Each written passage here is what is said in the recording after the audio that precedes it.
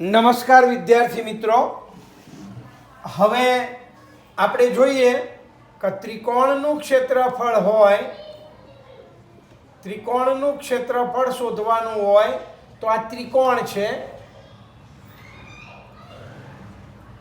એમાં શિરોબિંદુથી સામેની બાજુ પર દોરેલો લંબ એને ત્રિકોણનો વેધ કહેવાય અને જે બાજુ ઉપર વેધ દોરવામાં આવે એને પાયો કહેવાય.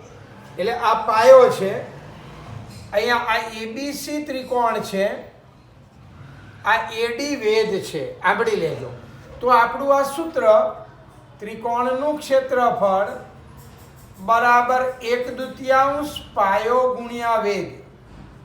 હવે જો પાયો બીસી લઈએ તો એનો વેધ એડી થાય, એટલે 1/2 બીસી ગુણ્યા એડી.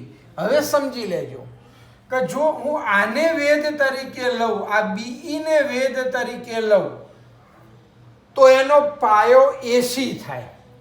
એટલે 1/2 જો પાયો એસી લઈએ તો વેધ બીઈ થાય. એટલે કયો પાયો છે એના ઉપર આધાર રાખે. એટલે તમારા મગજમાં રાખવાનું કે જો બે વેધ આપ્યા હોય અંદર, જો બે વેધ આપ્યા હોય અને ક્ષેત્રફળ ન શોધવાનું હોય તો આપણે પાયો અથવા વેધ શોધવાનું હોય તો આપણું આ સૂત્ર પાયો ગુણ્યા વેધ બરાબર પાયો ગુણ્યા વેધ, સીધું જ. બરોબર. આ ત્રિકોણના ક્ષેત્રફળમાં ખાસ મગજમાં રાખજો, જ્યારે બે વેધ અથવા બે પાયા આપ્યા હોય ત્યારે આપણું આ સૂત્ર યાદ રાખવાનું, પાયો ગુણ્યા વેધ બરાબર પાયો ગુણ્યા વેધ. ઓકે, આ ત્રિકોણના ક્ષેત્રફળની વાત થઈ. હવે સમાંતર બાજુ ચતુષ્કોણનું ક્ષેત્રફળ, તો સમાંતર બાજુ ચતુષ્કોણનું ક્ષેત્રફળ એમાં પણ આવું જ. એની અંદર આ સમાંતર બાજુ ચતુષ્કોણ છે, આ એબીસીડી સમાંતર બાજુ ચતુષ્કોણ છે.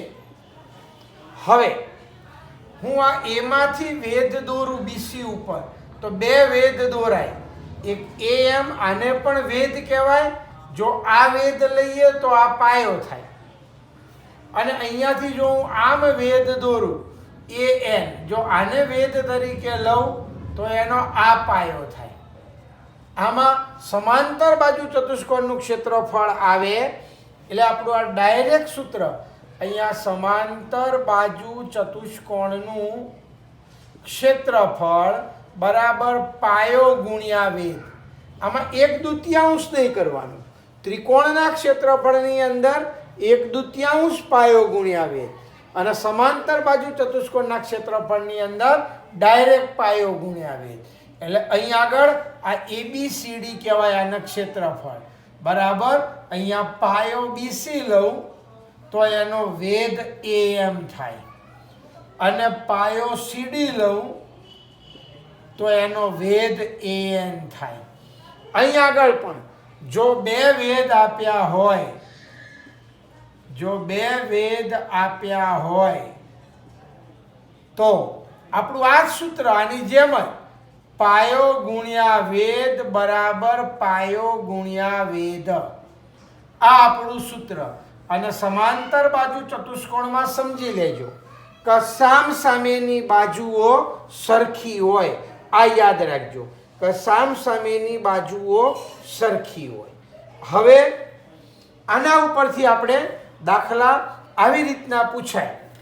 બરોબર. એક આ બે વસ્તુ તમે આ ત્રિકોણનું ક્ષેત્રફળ અને સમાંતર બાજુ ચતુષ્કોણનું ક્ષેત્રફળ, એમાં પાયો ગુણ્યા વેધ બે વખત લેવાનું. હવે અહીંયા સમલંબ ચતુષ્કોણનું ક્ષેત્રફળ આવે ત્રીજું.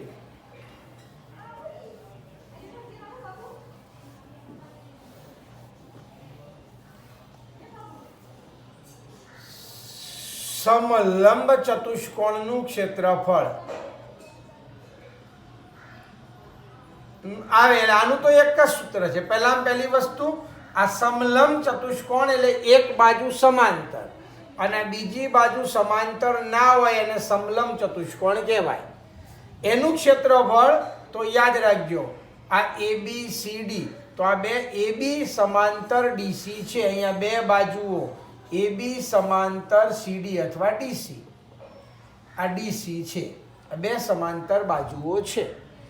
તો અહીંયા આનું ક્ષેત્રફળ એટલે અહીંયા સમલંબ ચતુષ્કોણનું ક્ષેત્રફળ બરાબર 1/2 બે સમાંતર બાજુઓનો સરવાળો, બે સમાંતર બાજુનો સરવાળો ગુણ્યા લંબ અંતર, ગુણ્યા લંબ અંતર. આ બંને વચ્ચેનું અંતર, દાખલા તરીકે આ અંતરને હું AM કહું, આ લંબ અંતર છે, આ વેધ, આ લંબ અંતર છે, એને AM કહું, તો આપણું સૂત્ર આવું થાય 1/2 આ બે સમાંતર બાજુનો સરવાળો એટલે AB વત્તા CD ગુણ્યા લંબ અંતર, લંબ અંતર એટલે AM. આ આપણું સૂત્ર છે. અહીંયા ABCD બરાબર આ સૂત્ર છે, બરોબર. હવે આ સમલંબ ચતુષ્કોણના ક્ષેત્રફળની વાત થઈ. હવે સમબાજુ ચતુષ્કોણનું ક્ષેત્રફળ આવે તો સમબાજુ ચતુષ્કોણનું ક્ષેત્રફળ તો એમ આવે. આ સમબાજુ એટલે એની બધી બાજુઓ સરખી. આ સમબાજુ ચતુષ્કોણ છે તો એની બધી બાજુઓ સરખી. તો સમબાજુ ચતુષ્કોણનું ક્ષેત્રફળ આવે તો આ બંને વિકર્ણ કહેવાય. આ એક વિકર્ણ અને આ બીજો વિકર્ણ, આ બે વિકર્ણો છે. આ ABCD સમબાજુ ચતુષ્કોણ છે. તો આપણું આ સૂત્ર સમબાજુ ચતુષ્કોણનું ક્ષેત્રફળ બરાબર 1/2 ગુણ્યા એક વિકર્ણ ગુણ્યા બીજો વિકર્ણ, આ આપણું સૂત્ર છે. એટલે અહીંયા 1/2 એક વિકર્ણ એટલે AC અને બીજો વિકર્ણ એટલે BD. યાદ રાખજો આ ABCD બરાબર. હવે આ સમબાજુ ચતુષ્કોણમાં વિકર્ણો પરસ્પર કાટખૂણે દુભાગે, સમજી લેજો. આ કાટખૂણે દુભાગે એટલે જો આ બંનેનું માપ આપ્યું હોય તો આપણે પહેલા કાટકોણ ત્રિકોણ કરી અને બીજો વિકર્ણ શોધી કાઢવાનો, બરોબર. આ યાદ રાખજો. તો અહીંયા વિકર્ણો પરસ્પર, અહીંયા વિકર્ણો પરસ્પર કાટખૂણે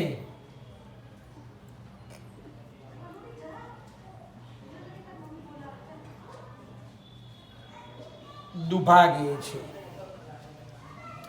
હવે આ સમબાજુ ચતુષ્કોણની વાત હતી. સમબાજુ ત્રિકોણ આવે તો સમબાજુ ત્રિકોણનું ક્ષેત્રફળ બરાબર, યાદ રાખજો. આ સમબાજુ ત્રિકોણનું ક્ષેત્રફળ આવે તો આ એની ત્રણેય બાજુઓ સરખી છે. આ બાજુ, આ બાજુ ને આ બાજુ. તો અહીંયા સમબાજુ ત્રિકોણનું ક્ષેત્રફળ બરાબર વર્ગમૂળમાં 3/4 A વર્ગ. A એટલે બાજુનું માપ, એટલે વર્ગમૂળમાં 3/4 બાજુનો વર્ગ એમ.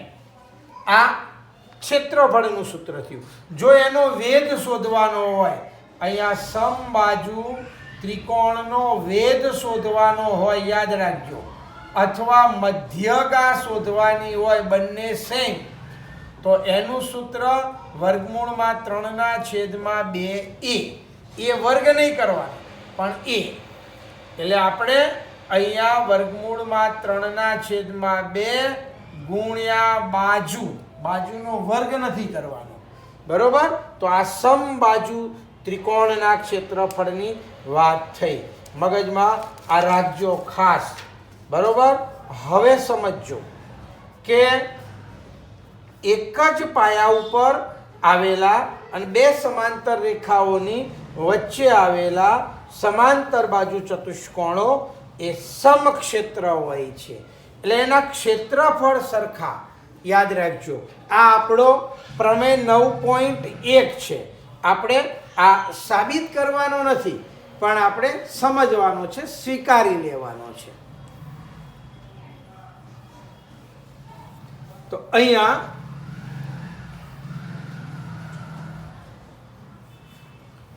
આ પ્રમેય 9.1 પ્રમેય 9.1 એક જ પાયા પર આવેલા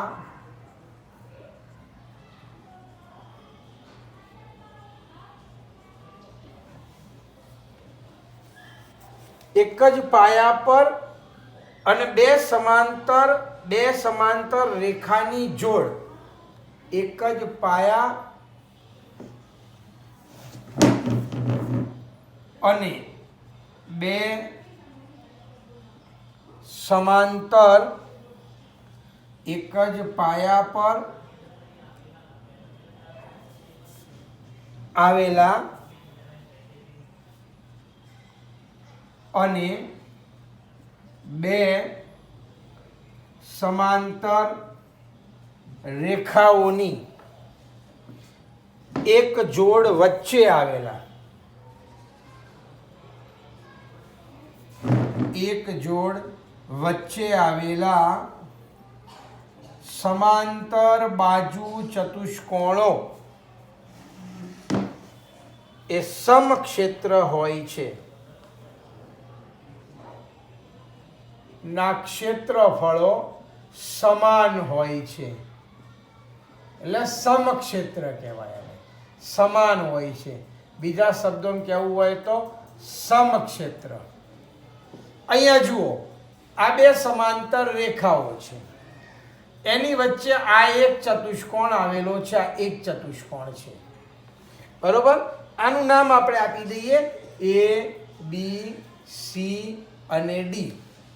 અને અહીંયાથી આ બીજો એક ચતુષ્કોણ છે, આમ, અને મેં આમ દોર્યા બીજો ચતુષ્કોણ છે, બરોબર.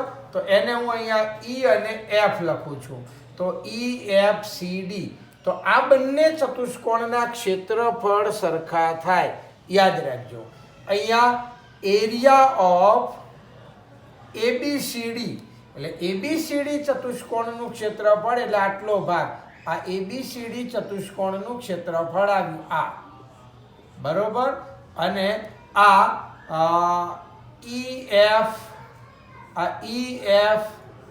EFCD ચતુષ્કોણનું ક્ષેત્રફળ આવ્યું એટલે આ બંને ક્ષેત્રફળો સરખા થાય. એરિયા ઓફ EFCD એટલે આ બંને ચતુષ્કોણના ક્ષેત્રફળ અહીંયા સરખા થાય, મગજમાં રાખજો. હવે એટલે આ બંને સમક્ષેત્ર છે એમ કહેવાય એને. હવે એક બીજું યાદ રાખજો કે એક જ પાયા પર આવેલા અને બે સમાંતર રેખાઓની વચ્ચે આવેલા, જેમાં ચતુષ્કોણ છે એમ ત્રિકોણના પણ યાદ રાખજો, બે ત્રિકોણના ક્ષેત્રફળ સમાન હોય છે. આની જેમ આ આપણો પ્રમેય 9.2 છે કે એક જ પાયા પર આવેલા અને બે સમાંતર રેખાઓની એક જોડ વચ્ચે આવેલા ત્રિકોણો ના ક્ષેત્રફળો સમાન હોય છે એટલે એને સમક્ષેત્ર કહેવાય. અહીંયા સમક્ષેત્ર યાદ રાખજો.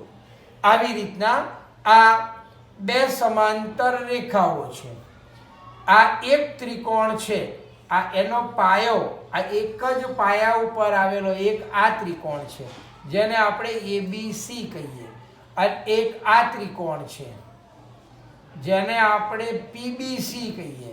તો આ બંનેના ક્ષેત્રફળ સમાન થાય, યાદ રાખજો, એના ક્ષેત્રફળ સમાન. એટલે એરિયા ઓફ ABC બરાબર એરિયા ઓફ PBC. એટલે એક જ પાયા ઉપર આવેલા અને બે સમાંતર રેખાઓની વચ્ચે આવેલા ક્ષેત્ર ત્રિકોણોના ક્ષેત્રફળો સરખા થાય. હવે સમજો કે અહીંયા એક ત્રિકોણ આપ્યો હોય અને એક સમાંતર બાજુ ચતુષ્કોણ આપ્યો હોય, બરોબર? બે સમાંતર રેખાઓની જોડ વચ્ચે આવેલા હોય, એક જ પાયા ઉપર આવેલા હોય, તો સમજો તો અહીંયા સમાંતર બાજુ ત્રિકોણનું ક્ષેત્રફળ છે. સર ઓને એડ કરો ને.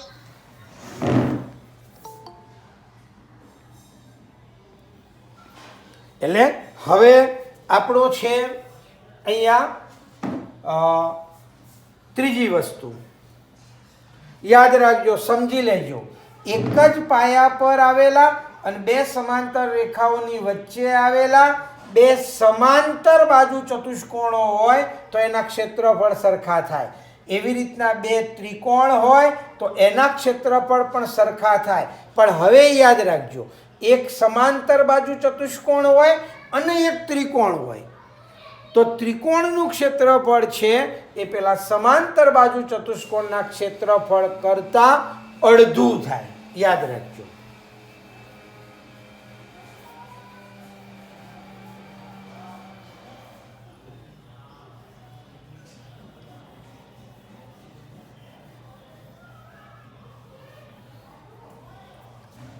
એક જ પાયા પર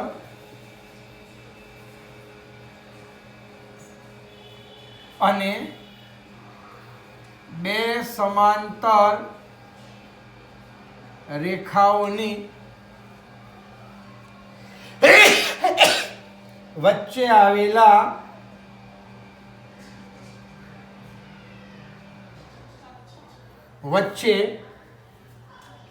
ત્રિકોણ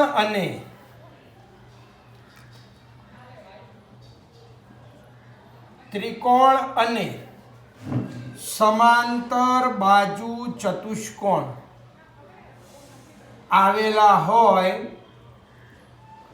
તો ત્રિકોણનું ક્ષેત્રફળ એ સમાંતર બાજુ ચતુષ્કોણના ક્ષેત્રફળથી અડધું થાય. આ અડધું થાય, આ યાદ રાખજો. આવી રીતના આ બે સમાંતર રેખાઓ છે, એની વચ્ચે આ સમાંતર બાજુ ચતુષ્કોણ આવેલો છે. આ સમાંતર બાજુ ચતુષ્કોણ ABCD છે. હવે એના આ પાયા ઉપર, આ એક જ પાયા ઉપર દાખલા તરીકે આ ત્રિકોણ આવેલો છે, આ ત્રિકોણ છે, બરોબર? આ પાયો એક જ. આ દાખલા તરીકે આને P નામ આપીએ, PDC. આ ત્રિકોણ છે તો આ ત્રિકોણનું એટલે આટલા ભાગનું આ ત્રિકોણ છે તો ત્રિકોણનું ક્ષેત્રફળ આ ત્રિકોણ છે એટલે ત્રિકોણનું ક્ષેત્રફળ એ સમાંતર બાજુ ચતુષ્કોણના ક્ષેત્રફળથી અડધું થાય. અહીંયા ત્રિકોણનું ક્ષેત્રફળ બરાબર 1/2 ગુણ્યા સમાંતર બાજુ ચતુષ્કોણનું સબાચનું ક્ષેત્રફળ.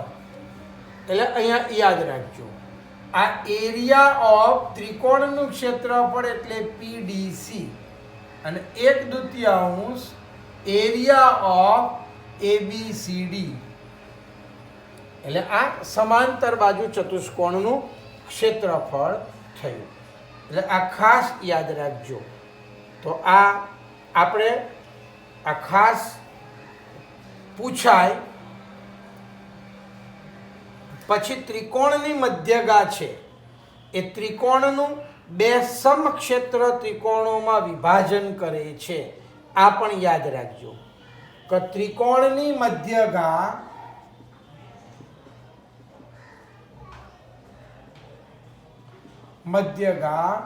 એ બે સમક્ષેત્ર ત્રિકોણોમાં વિભાજન કરે છે. આનો મતલબ આ ત્રિકોણ છે ABC આ એની મધ્યગા છે, એડી મધ્યગા છે. મધ્યગા એટલે બે સરખા ભાગ કરે, આ મધ્યગા છે. તો આ મધ્યગાના લીધે આ બંને ત્રિકોણો બન્યા, એના ક્ષેત્રફળ સરખા થાય. એટલે એરિયા ઓફ એબીડી બરાબર એરિયા ઓફ એસીડી. બંનેના ક્ષેત્રફળ સરખા થાય અને આ બંનેના ક્ષેત્રફળો એ આખા ત્રિકોણના ક્ષેત્રફળ કરતા અડધા થાય. એટલે એરિયા ઓફ એબીડી બરાબર એરિયા ઓફ એસીડી બરાબર 1/2 એરિયા ઓફ એબીસી. એટલે આખા ત્રિકોણના ક્ષેત્રફળ કરતા અડધા થાય. આ મગજમાં રાખવાનું તમારે. હવે સમજો, ત્રિકોણની આપણે 3 મધ્ય બાજુઓના મધ્ય બિંદુઓ છે. આ મધ્ય બિંદુઓને જોડવાથી જે ત્રિકોણ બને, યાદ રાખજો,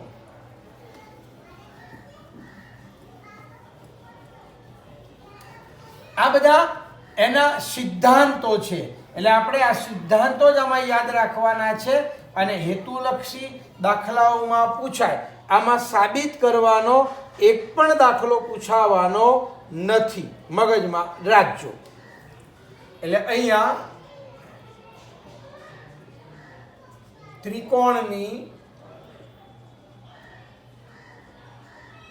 ત્રણેય બાજુઓના મધ્ય બિંદુઓને જોડવાથી બનતા ત્રિકોણનું ક્ષેત્રફળ મૂળ ત્રિકોણના ક્ષેત્રફળથી ચોથા ભાગનું હોય. સમજ, ખાસ મગજમાં રાખજો. આ આપણો ત્રિકોણ છે એબીસી. હવે એના મધ્ય બિંદુઓ, આ મધ્ય બિંદુઓ છે, આ પી ક્યુ અને આર, આ મધ્ય બિંદુઓ છે. તો એને જોડવાથી આ જે ત્રિકોણ બન્યો પી ક્યુ આર, એટલે આ ખાસ મગજમાં રાખજો. અહીંયા આ ચારે ચાર ત્રિકોણના ક્ષેત્રફળ સરખા થાય. એટલે તમારે આનું શોધવાનું હોય, આખાનું આપેલું હોય તો ભાગ્યા 4 કરવાનું, અને આનું આપેલું હોય અને આખાનું શોધવાનું હોય તો ગુણ્યા 4 કરવાનું. આ બંનેનું શોધવાનું હોય તો ગુણ્યા 2 કરવાનું. મૂળ આ 4 ત્રિકોણના ક્ષેત્રફળ સરખા થાય, તમારા મગજમાં બેસાડી દેવાનું. એટલે અહીંયા એરિયા ઓફ PQR, એટલે આ PQR નું ક્ષેત્રફળ બરાબર 1/4 એરિયા ઓફ એબીસી. એટલે એબીસી ના ક્ષેત્રફળથી ચોથા ભાગનું. અને આપણે જો એબીસી નું ક્ષેત્રફળ શોધવાનું હોય તો 4 ગુણ્યા એરિયા ઓફ PQR, એટલે PQR ના ક્ષેત્રફળથી 4 ગણું, એમ યાદ રાખજો. બરોબર? એટલે આ પણ આપણને પરીક્ષામાં પૂછાય, તો આ ખાસ મગજમાં રાખજો તમે. બરોબર? આ રીતના આવી શકે. અને આટલા જ ભાગનું ખાલી ક્ષેત્રફળ શોધવાનું કીધું હોય, આ સમાંતર બાજુ ચતુષ્કોણનું ક્ષેત્રફળ શોધવાનું કીધું હોય કે એરિયા ઓફ PBQR, PBQR આટલા ભાગનું કયું હોય તો 2 ગુણ્યા એરિયા ઓફ PQR, એટલે PQR ના ક્ષેત્રફળ કરતા ડબલ. અને જો આટલા ભાગનું કયું હોય તો એરિયા ઓફ PBCR, આટલા ભાગનું ક્ષેત્રફળ કયું હોય તો એમાં 3 ત્રિકોણ આવ્યા. એટલે અહીંયા 3 ગુણ્યા એરિયા ઓફ PQR. એટલે આ મગજમાં રાખવાનું. આપણે દાખલામાં શું પૂછ્યું છે એના આધારે આપણે દાખલો ગણવાનો. તો દાખલામાં આટલા સૂત્રો અગત્યના છે, સમજી લેજો. આના આધારે આપણે દાખલા ગણવાના છે. ઓકે.